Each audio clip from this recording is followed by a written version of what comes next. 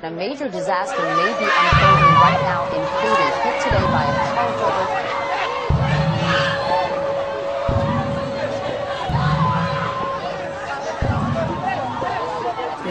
Two more people stuck. Okay. Alive?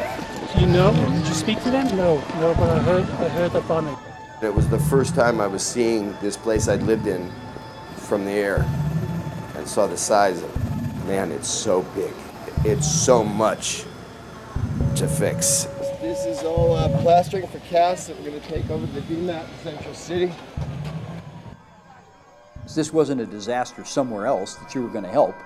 This disaster was happening to you and your team and your staff, who were Haitian or expats working in that city.